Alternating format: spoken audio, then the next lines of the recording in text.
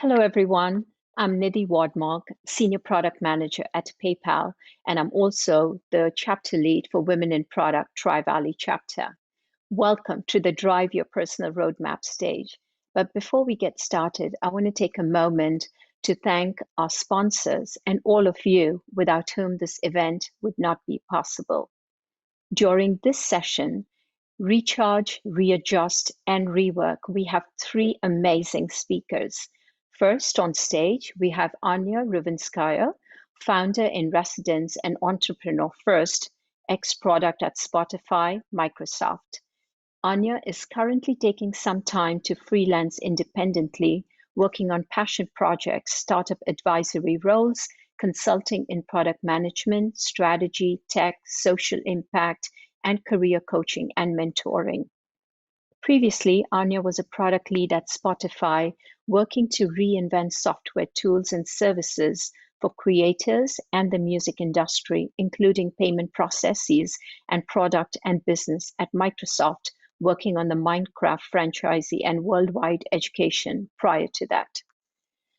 Anya will share her expertise with you during our next presentation, Take Some Time on Recharge with a Sabbatical.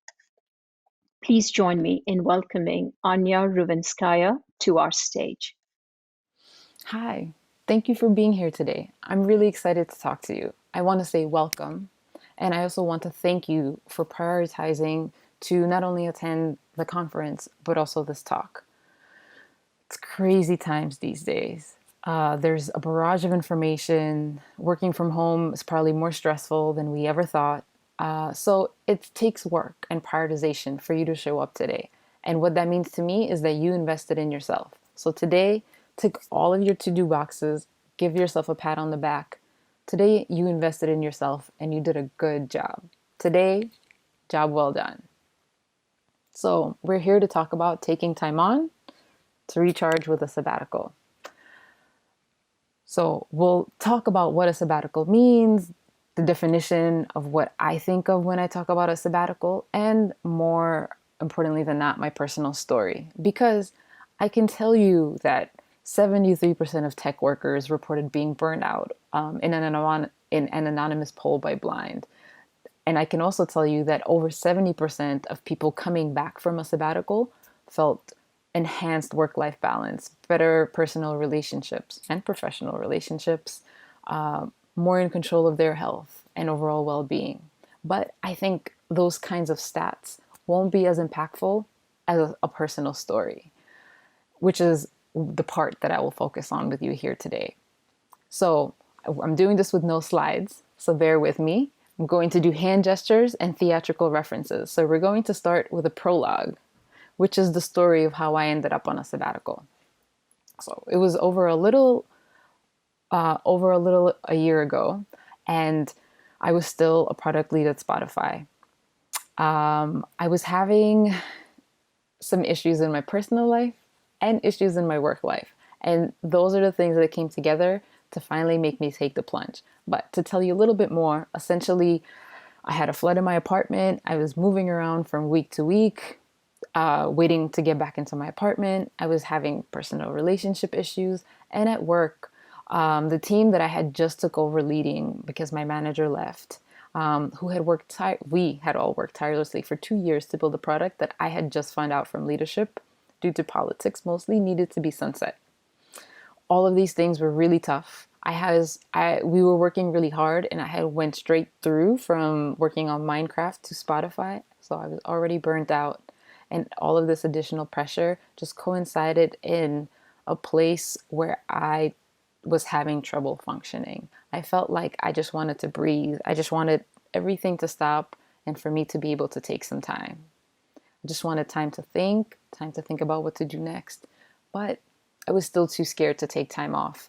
I had thought about sabbaticals, in fact, quite a few years already by that point, and I was always too scared to take the plunge. I tend to be an overworker. I come from a have-not background, so I grab at every opportunity that comes in front of me that I could get my hands on. I work like my life depends on it, because I don't know, or I didn't know at the time, that there would be something else on the other side, that there's a guarantee of more opportunities, of continued growth, of work, of well-being on the other side of a sabbatical. I didn't have people in my life to tell me what their experience was like. I didn't have examples to see of what would be on the other end of it. But a little bit over a year ago, I had went to an internal conference that Spotify organized for all of the product managers. And at this conference, I was listening to one particular talk on product strategy. I still remember the presenter's name, Eugene Wei. He was focusing on strategy, not on sabbaticals specifically, like I am here with you today. But he did mention that he had taken some time off, sabbaticals, in between different positions throughout his career. And that lit a light bulb in me. I had never actually heard anyone speak about it so openly and in a positive light. He said that taking that time, in addition to spending time with his family, allowed him to refresh, get new ideas, think about what's next, and be more valuable for the next opportunity that he would do. He spent that time talking with people, looking at current trends, meeting with entrepreneurs and startups. And he felt like that was valuable, both for him and for the next opportunities that he would be a part of. So I think listening to that talk and hearing him say that gave me the okay to go ahead with my sabbatical. Now, I don't think that I needed permission. I don't think I needed the okay. I don't think that any of us should be waiting for that approval. But at that point in my life, I suppose that's what I needed to know that I can just go for it. And so I did. But I burned out of that sabbatical. I had a stress rash. I had that flood going on. I got to a place where I didn't even have energy or motivation to plan how I would do the sabbatical or how long it would be. I just knew that to even get to that place where I can identify those things and have those steps, I first needed to just stop. And so I took the sabbatical. Now, an aside, this is my theatrical references. I wouldn't be me if I didn't mention some things that I think are really important to point out before I go into the different parts of my sabbatical. One is that I don't think a sabbatical is the answer to life, the universe, and everything. Plus points to those that get that reference. It's a means to an end, and it's a frame of mind. So I don't think a sabbatical will solve everything, and it totally depends on where a person is, what they're looking to get out of it. It could look totally different for everyone. Also, privilege is something I want to acknowledge. I feel privileged that I have the personal, the family, the financial situation to be able to take time off. I recognize that not everyone has that, and it's important to recognize that privilege. The other thing I wanted to mention is, what exactly do I mean by a sabbatical? My definition of a sabbatical is taking an extended period of time off of work. That could mean a lot of different things for different people. It could mean traveling, which is what we tend to think of when you think of a sabbatical. But it could also mean just spending time with family. It could mean just time relaxing to recover, hopefully not from burnout, because you would take a sabbatical before you burn out. But even for burnout, it could be a time to experience or to do something that you really want to do. Go on a really long hike. Go learn blacksmithing, which is what I still want to do. Planning that for my next sabbatical. Let me know if anyone knows where to take a blacksmithing class. Or it could be a time for you to think about what you want to do next, explore interests, try things out, even look for a job without having to do double the work of your full-time job and looking for a job. So it could be really different for everyone depending on what you're looking to get out of it. And then a word on planning.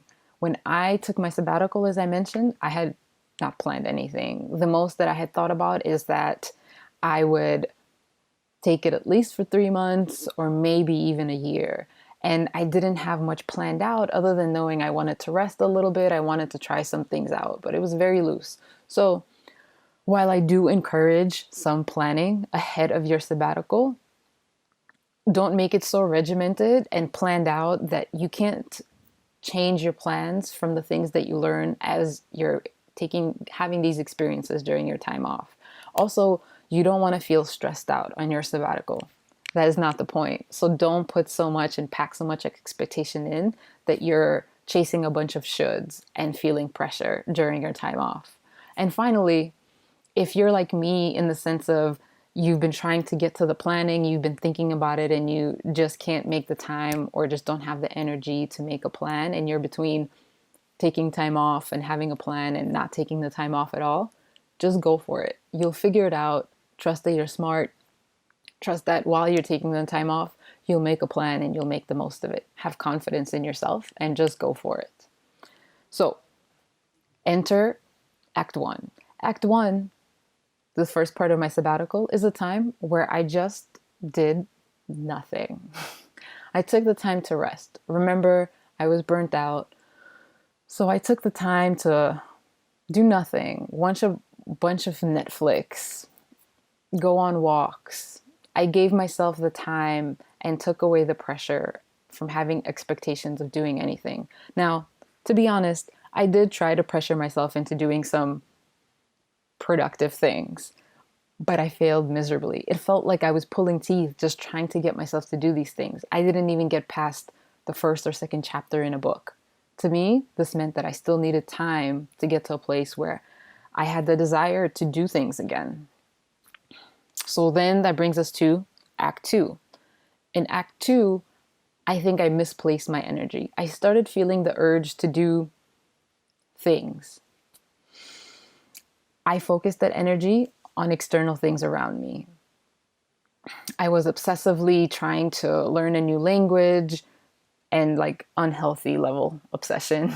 I was cataloging and placing items for sale for a friend that didn't even ask for the help and frankly probably didn't even want it. Don't know if he was even ready to sell his things. I felt like I needed to do things and I needed to start showing some fruit of my labor for the time that I've been taking off. But it was misplaced energy in the sense of I think I was focusing on all the things outside of myself because I wasn't yet ready to look inward. One of the things I had wanted to work on in my sabbatical was personal growth. And I didn't know how to do that and I didn't know where to start. And that was hard work. So I deflected instead to doing all these random things. So finally, enter Act 3. I got to a place where I was ready and I took meaningful action. So again, let me be honest, it didn't just randomly happen. A few months passed by and now I'm in phase 3. No, Act 3 brought me to this meaningful action by hitting a low even during my sabbatical. Yes, I fell into some hard times. I had to deal with some challenges and I got low enough that I realized I really can't keep putting things off that I know are important, but I might not be ready to face or I might not know how to do. Instead of continuing to delay, I just started from anywhere. I started with something. For me, I started with meditation, which I had originally been putting off forever. I started by writing, just anything. And I started by taking a solo trip, which is the first one I had ever took in my life. So then I fell into this meaningful action. And what was amazing is similarly to how I had started talking out loud about sabbaticals, once I started talking out loud and taking these small steps, any steps to personal growth, people in my life, things were illuminated to me that all of a sudden led me to the next steps of how I can continue. It started feeling like even though there were highs and lows in this journey, even though it was a struggle and it wasn't easy, things were adding up to something bigger. All of the steps felt additive, even if they were a struggle. And it felt like all of this would eventually combine into a bigger journey that hasn't yet been revealed to me. But I started having more faith, confidence, and trust in myself that I would get there and that I'm on the right path and I would figure it out. During this time, I also started saying yes. I took advantage of projects that were coming on my way. Some opportunities that were exactly the ones that I had wished I can take during this time, such as working at a startup in Colombia. Other ones I didn't even know existed and would have never imagined that I would do. I taught a product management class. I sanded and stained wood floors. I power washed sidewalks. I gardened. I painted. Those things I never thought, but I just started saying yes. And giving it my all, putting my full self into whatever I was doing in the moment that I was doing it. I think the meditation and spirituality things I was reading actually helped me with that. It was a constant reminder. So enter Act 4, the final act. I call this part cementing. I felt like I was on the right path and I started doing this personal work and getting somewhere, but I did still feel like I was plateauing. There was a part of the personal growth journey that I wanted to get to where I could articulate my values, where I knew what I was optimizing for when I was making decisions, so that when I thought about what to do next, I can think about this framework that I had for what I'm trying to get out of my life, which is no longer just money or work, right? I wanted it to be more holistic, but I couldn't quite articulate exactly what it would be. And this is the time that I started working with a coach. It was actually a sabbatical coach who knew those exist. And what are the odds? The way that I got introduced to the coach is from the CEO of the startup in Colombia that I was working with. And this is what I mean by illuminated steps. Sometimes things just come together when you put it out there, but you have to be willing and ready to receive, and you have to say yes and be open to it. Because there was a time in my life not too long ago when someone would tell me about 10-day silent meditation retreats or life coaches or the spirituality books I was reading, etc. I never thought I would really give value to any of those things. I never thought that I would be open to them. I mean, much more than open to them at this point, really appreciating and valuing those things in my life.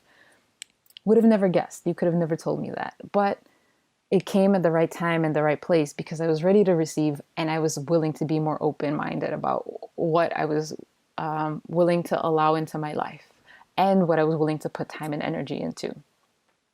So during the cementing phase, I was able to, with the help of my coach, actually articulate what are the values I have in my life? What am I aiming for?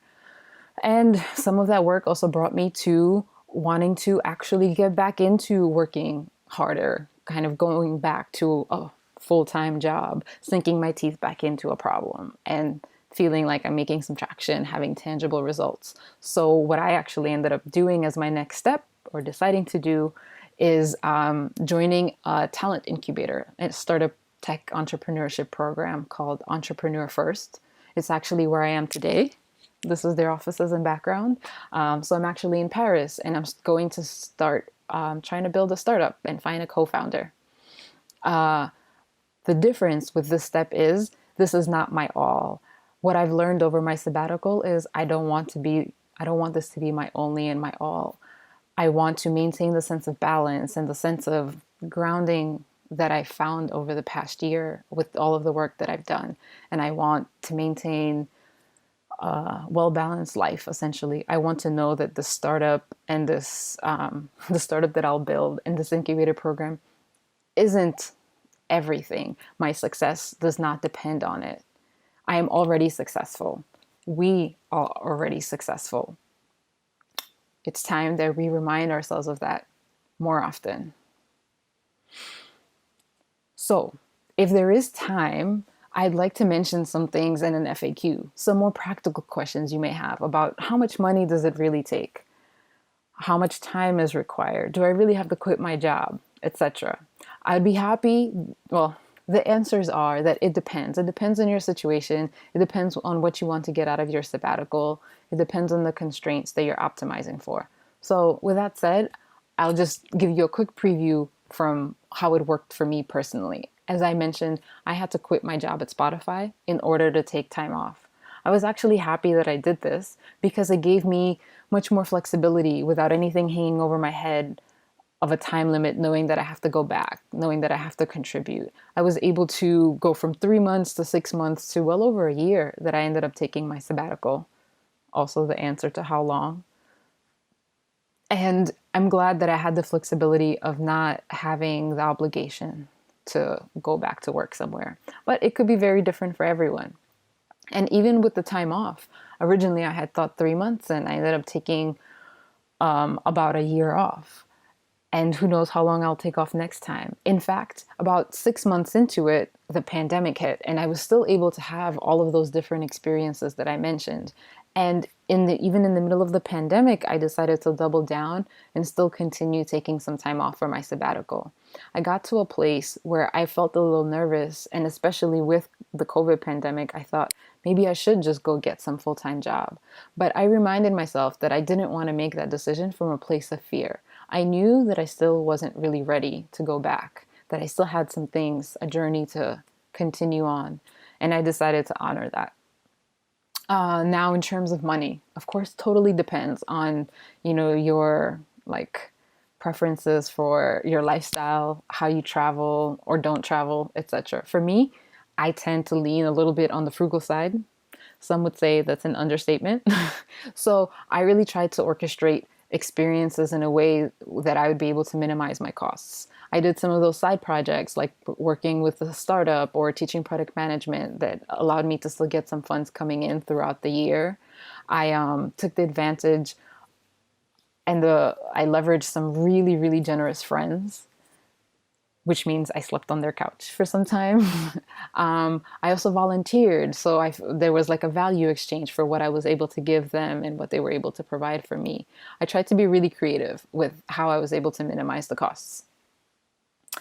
So with that said, the last thing that I want to leave off on is if you're thinking about taking time off, take that as a sign. And if you're especially listening to this talk, take it as a sign to just go for it. Take it as a sign that you should trust in yourself. Know that you'll figure it out. You're awesome. And by investing in yourself and taking the time and giving yourself what you really need and allowing yourself to have that, you'll be even better on the other end of it. Thank you. Bye. Thank you, Anya. Next up, please welcome Tricia Maia, Director, Head of Product at AlphaSights. Tricia is a product leader with over 9 years of experience in designing, launching, and scaling digital products across industries from startups to Fortune 15 companies. She's currently head of product for AlphaSights, where they're pushing the boundaries on how we acquire and share knowledge to drive progress for business and society. Tricia also serves as a founding board member for Algo First, a mental health tech startup dedicated to leveraging the power of digital storytelling, education, and mobile technology to bridge the mental health treatment gap in under-resourced communities around the world. Tricia has spoken and written on topics ranging from human-centered design in the enterprise to digital inclusion, and specializes in mobile platforms, design thinking, and product growth. She has a background in economic development and holds a master's degree from the London School of Economics. Tricia will share her expertise with you during our next presentation, What Now? Confessions of a New Product Leader and Mom. Hi, everyone. My name is Tricia Maia, and as I'm here presenting to you from my living room, it's impossible not to acknowledge the complete insanity that has defined 2020. So I hope everyone watching is safe and healthy, and big shout out to the organizers for moving this amazing conference to a virtual format. I'm so excited and honored to be here. However, 2019 was not exactly smooth sailing for me either.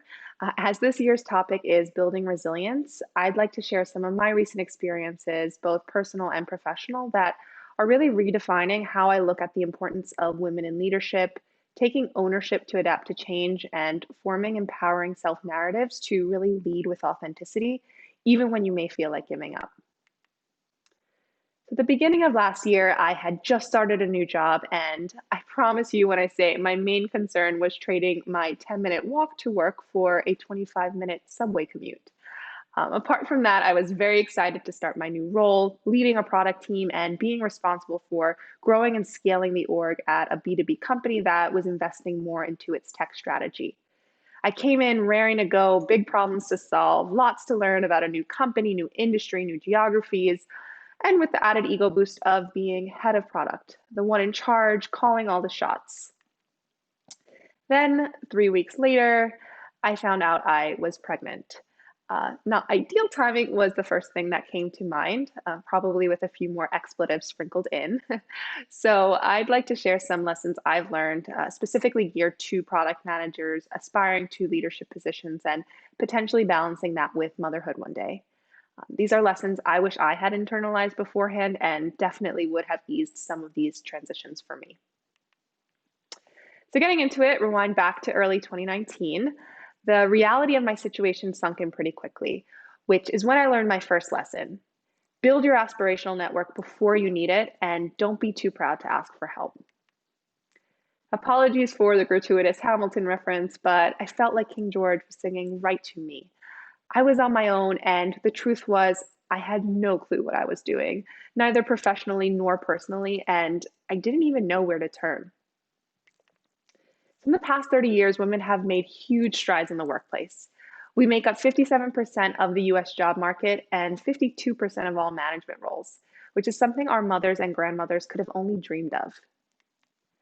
But we only hold 15% of executive positions, 19% of Fortune 500 board seats, and 4% of CEO roles. And as product leadership is often a precursor to the C-suite, the implications of these numbers are extremely relevant for our community. While there are many factors that influence this, one of the most interesting angles is the structural and psychological. A 2017 study found that nearly half of all women surveyed found it difficult to build a support network in male-dominated fields, including tech. And when these women finally get that proverbial seat at the table in these environments, the pressures of having to continually be on guard with their public persona and avoid any missteps takes a huge toll on their self-esteem. This everyday stress to fit into a culture which they're never totally comfortable can cause especially new leaders to second guess their decisions, which results in massive dents to their confidence that ultimately deteriorates their brand and impact on the firm. And compounding this phenomenon, when there are no female mentors in the workplace to discuss the challenges of balancing leadership and women-centric experiences like motherhood, it's not surprising why many determine the effort doesn't really equal the reward and retreat versus lean into their careers. I have had the privilege of working with many strong, supportive women peers in the past, by far too infrequently, but still, I'm very grateful for these relationships. They've definitely kept me sane in some of my most challenging moments, and I'm sure they know who they are. But what I did not do was proactively seek out women in leadership positions, as well as those who were successfully balancing motherhood and work. I knew growing in my career and becoming a mother were things I wanted to do in my life, but I failed to really research either of those paths beforehand, never mind the intersection of the two. So I took this jump into the deep end approach a tad too far. And scrambling to network in the heat of the moment is not very feasible. So what I was left with was a strong moral support network of peers, but not necessarily mentors who could really guide me through these major transitions. And I call this distinction a support network versus aspirational network. One person can definitely fall into both categories, but your aspirational network includes who you want to be in the future. These are people who today may be a mentor, but you aspire to one day be their peers. So where to start? I'm definitely not an expert in networking, and there are tons of resources already out there, but there are some learnings I have found particularly effective. The first is to start now. Even if you don't exactly know what you want to do or where you want to be, start looking for inspiring women and men with the intention of learning from them and not necessarily needing something from them. Second, read, research, respond to insightful articles, ask questions based on a talk, maybe even here at the Women in Product Conference. Have a meaningful entry point and continue a dialogue that these leaders have already started. One tactical resource I have found has been lunchclub.ai. They facilitate weekly video calls with other professionals that they custom curate for you based on your interests. And I admit I was skeptical initially, but most of my matches have been extremely interesting. And there's nothing I ask of them nor them of me, but it helps me slowly but surely expand my network of inspiring people. Lastly, networking is a marathon, not a sprint. So think of this as you think of exercise. As difficult as it is to muster the will to do so, a bit of effort each week will yield massive benefits in the long run. And I promise you, your future self will thank you. The second lesson I wish I had appreciated sooner was that it's not only very difficult when you're fully responsible for all decisions, whether that's for a department or for the life of a tiny human, but, and this may be hard to hear, no one really cares. It's lonely and scary when the buck stops with you, but you really need to own it. For those of you who have not given birth, the first few postnatal or post-birth days are a blur. Your body is physically recovering, you're delirious for not having slept in days, you're in pain, you may be struggling with how the heck breastfeeding works. Though, if you're lucky, you have friends and family there to support you and professionals who are really at your beck and call. But after maybe 2 days, at least in the US, you're sent home where you're really on your own. And then that's it. I can only speak from my own experience, and every woman is different, but I was overwhelmed with a sense of loneliness. Of course, there are countless articles online and doctors who can advise what to do when you visit every few days, but basically, the life of that child is completely in your hands. And those first few days and weeks are extra critical, but there's really no one who can decide what to do with that baby besides you. And then comes the time you return to work. As helpful as it is for companies that do provide maternity leave, when you return, you'll get very cordial questions like, how are you? How's the baby? But those peter out over time, and rightfully so. And honestly, no one really cares how tired you are that the baby's still waking up in the middle of the night to feed, or that you've gotten sick from a cold your child caught at daycare. You have a job to do.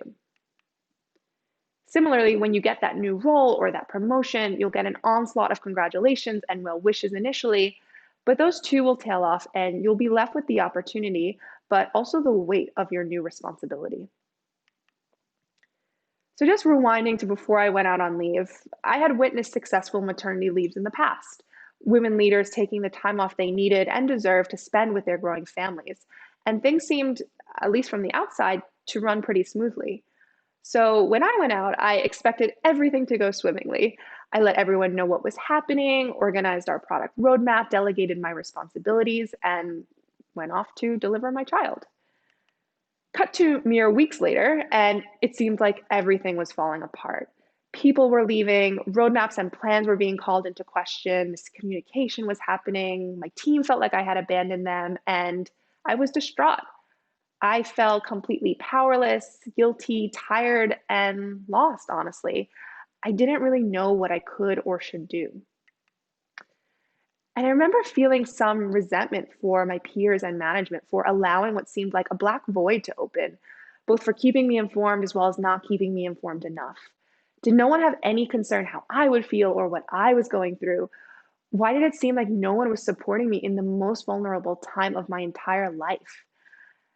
And after a few weeks of mulling in my own self-pity, I finally realized a super important lesson. It's not about you. My teams had work to do and a lot of it, and figuring out how to handle situations in a way that would make me feel the most comfortable while I was out was never anyone's responsibility. I was rightfully so irrelevant.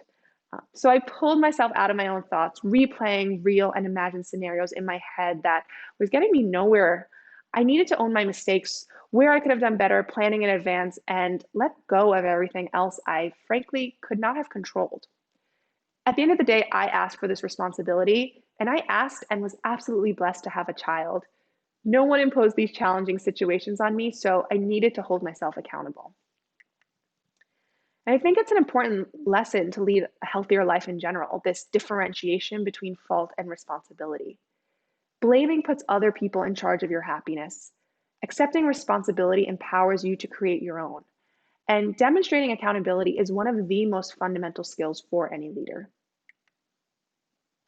So my third core learning was around the critical importance of trust, both with others as well as myself.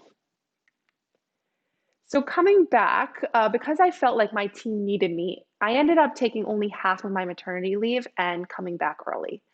I dove right into repair mode and wanted to turn things around as fast as I could. We had gaps since I left, so I rolled up my sleeves and got into the weeds of product development, speccing out stories, working with developers, becoming a product manager again, all while balancing leadership responsibilities like strategy planning, executive presentations, and hiring. And then a few weeks later, COVID hit and everyone went into lockdown. It was a crazy time for everyone, and without that face-to-face interaction, trust became even more important. So as we know, no matter who you are, doing your work well relies on relationships. And as much as we understand the importance of networking externally, as I mentioned earlier, people underestimate the importance of building trust and forming relationships with those you interact with every day. They take it as given when it's very much not.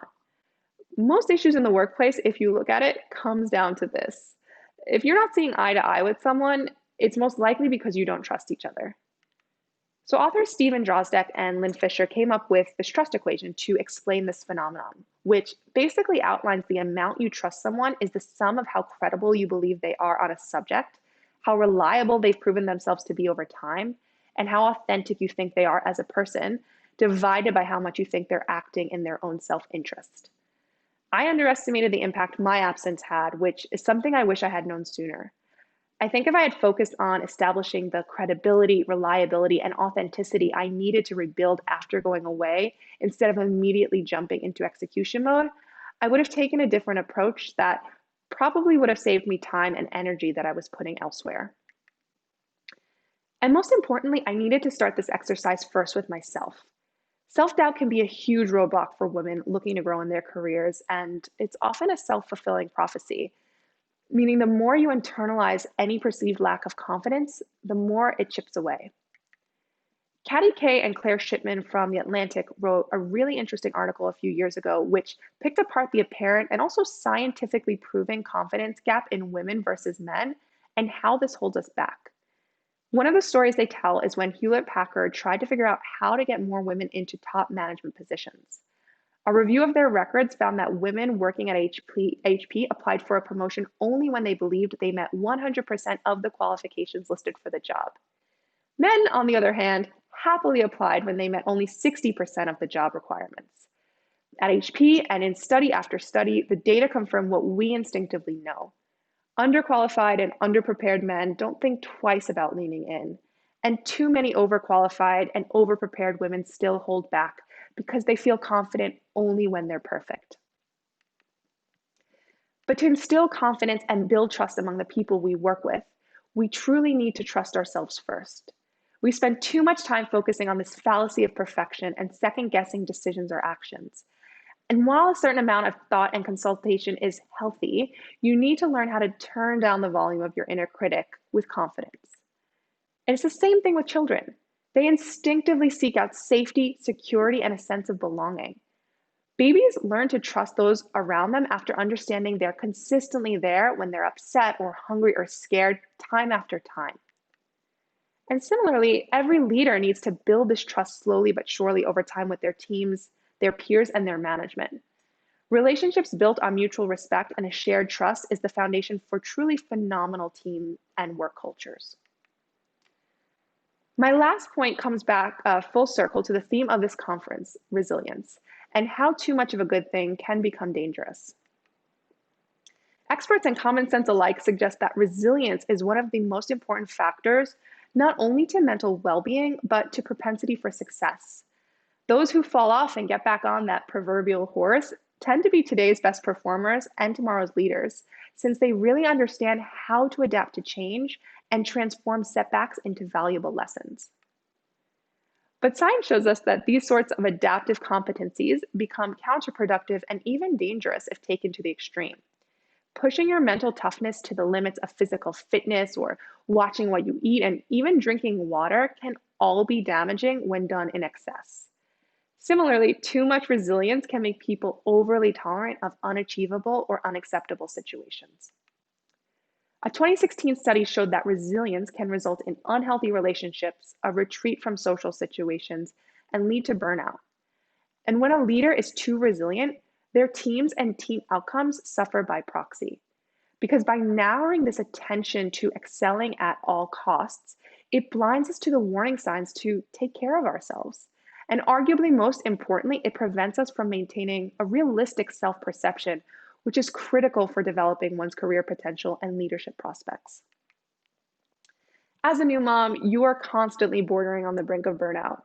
You're told over and over again, it's natural to feel emotional, tired, stressed, but What about the mom that's battling postpartum depression and doesn't know it because she's just trying to stick it out as she's been told?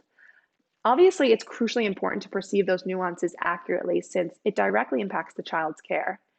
Similarly, as a team lead, I felt this pressure to grin and bear it, but I wasn't doing anyone any favors, least of all myself.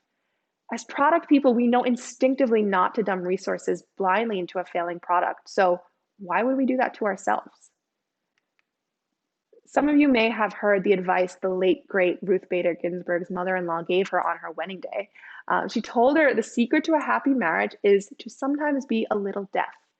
And Ginsburg has said she's followed that advice ever since, not just personally, but also and I quote, every workplace, including the good job she held for 27 years as a Supreme Court justice.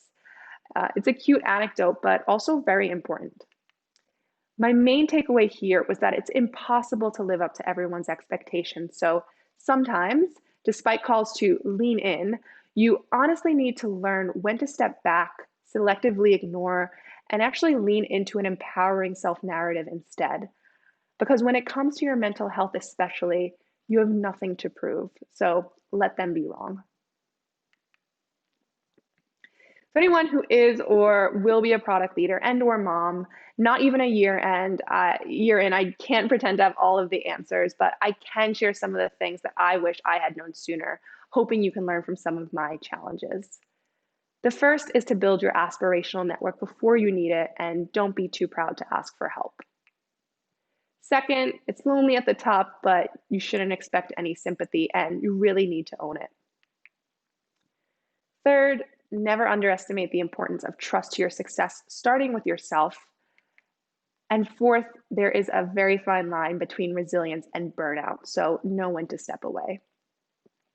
I can also be a sounding board if anyone has questions or wants to talk through all of the exciting, awkward, scary, rewarding, challenging facets of taking on new life and work responsibilities.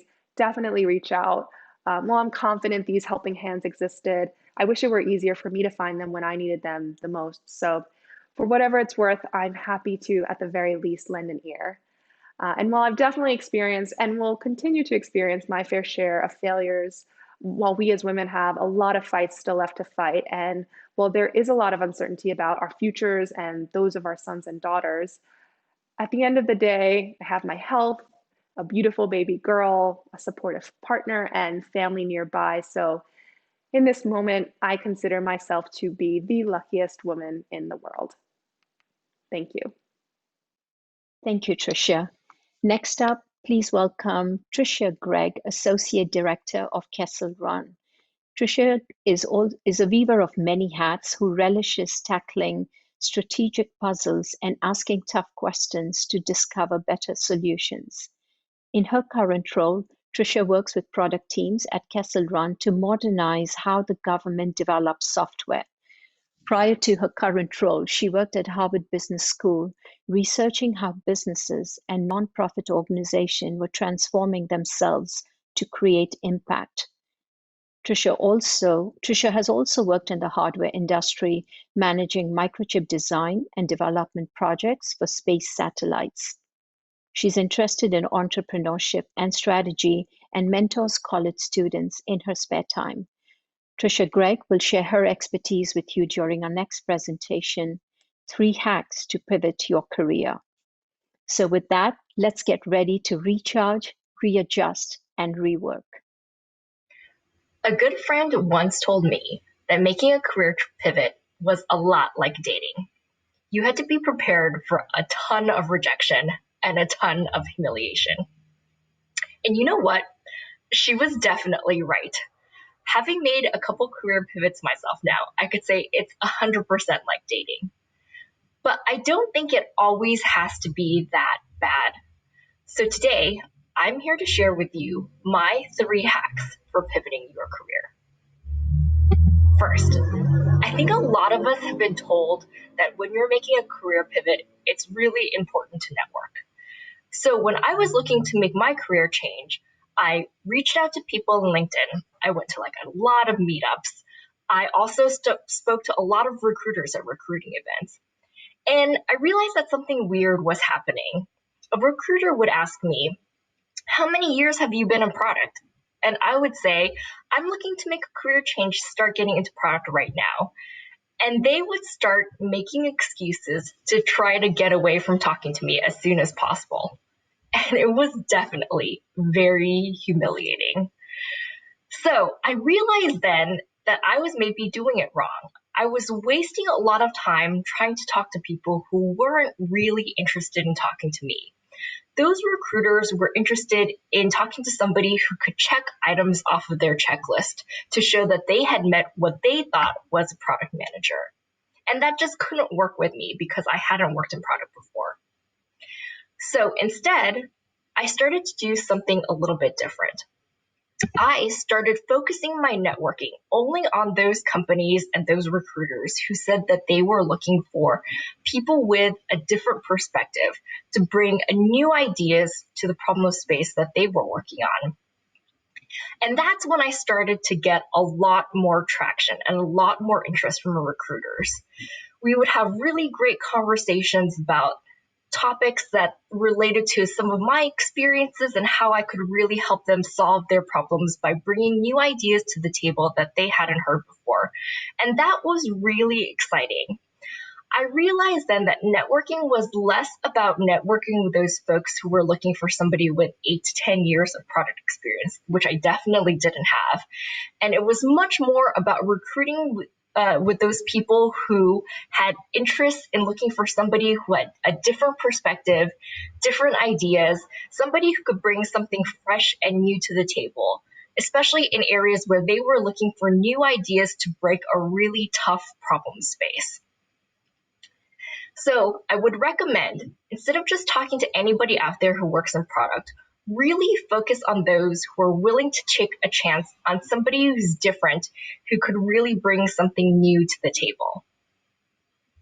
Next, I think a lot of us have heard that when you're making a career transition, it's important to emphasize your transferable skills. So when I was looking to make my career pivot into product, I spent a lot of time creating stories about different projects that I had worked on in the past and how they would relate to current product problems that some companies were facing. And again, something definitely weird happened. I would see recruiters' eyes glaze over as I told this very long story where there are a lot of dots that I had to connect for them, and it just wasn't working. My stories were too complex and hard to follow, and it was difficult for them to see exactly what my transferable skills were sometimes. So that's when I started to do something different. Instead of telling stories where I tried to show some transferable skills, I started telling stories that really started to emphasize learning and adaptability. I think one thing that we could always say in product is that nothing is constant. Everything is always changing.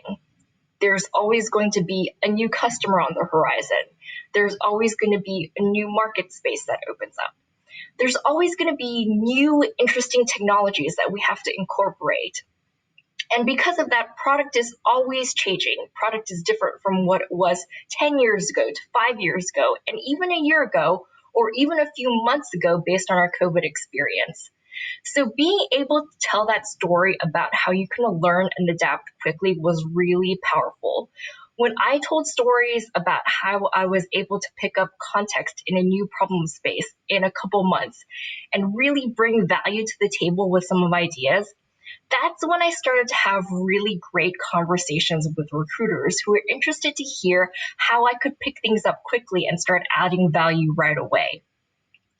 And so instead of emphasizing transferable skills where you have to do a lot of work to connect the dots for recruiters, I found it much more valuable and much more interesting to tell stories about how I was a fast learner, a fast thinker, somebody who could pick things up right away and help contribute. And that was really valuable. Next, I think a lot of us who have made career transitions have been given the advice that it's really important to be able to answer all those hard questions that are asked in interviews. So when I was looking to make my career transition, I would spend a ton of time researching interview questions on the internet. I would read books on case study interviews. I would ask tons of people what their interviewing experience was like so that I could learn the exact right question, a right answer for those questions that were asked in all of the interviews. But that only got me so far. I realized having the right answers was something that anybody could really do, but the thing that set me apart was something different. So I started instead asking really hard questions instead of just answering them. I would ask really hard questions about the company's strategy, where they were looking to go next. I would ask hard questions about competitors, about new customers, about new product directions. And that really started to set me apart from some of the other candidates. It really showed that I had thought a lot about what that company was doing and what they were trying to do, and how it could show that I could contribute to where they were going to next. It really also showed that I was thinking about that company and how I could contribute instead of just thinking about that job as a paycheck or somewhere I could just clock in and clock out. And that's when I started to get a lot of interest and a lot of new conversations with recruiters and people at interviews. So, much like dating, there's no silver bullet here, and it is hard and takes a lot of time. I'm hoping that these 3 hacks could really help you transfer your career change as soon as possible. I think that by focusing your networking on folks that are really interested and companies that are really excited about new, fresh ideas could be one way to help you do that. I think it's also really important to emphasize how quickly you can learn and adapt, since our market is always changing so rapidly. And I think it's really important to ask those hard questions to show you really care about where that company is going and how you could contribute. But in either case, remember to be gentle with yourself. Career pivots are hard, and much like dating, it could take a lot of time. And much like dating, it doesn't mean that you have to win every single person over to your cause. You really just only need one to work out in order to be successful. And remember, don't let anybody ever tell you that your voice doesn't matter. It does matter. You have a lot to contribute. Your voice has a lot of value in any industry. And know that no matter what happens, I and all the other ladies at this conference will be rooting for you to be successful. Thank you. Well, thank you, Anya Ruvinskaya, Tricia Maia, and Tricia Gregg, and to all of you who have joined us live. Meet us at the main stage in just a few minutes for our closing keynotes. We want your feedback. See the in-app agenda to review sessions and talks, then continue the discussion in group chats. Log on to the hashtag 20WIP app to review presentation decks and replay any talks you missed or want to dive deeper into. Don't forget to check out our virtual selfie station in the hashtag 20WIP app. Grab your Women in Product swag at our online store at bonfire.com/store/WIP. I know a lot of us are either currently job seeking or always on the lookout for the next cool opportunity. If that's you, check out the Hop and Sponsor booths. You'll find recruiters ready to chat and product managers from your dream companies to give you the breakdown on what it takes to work with them. Thank you again for joining us today.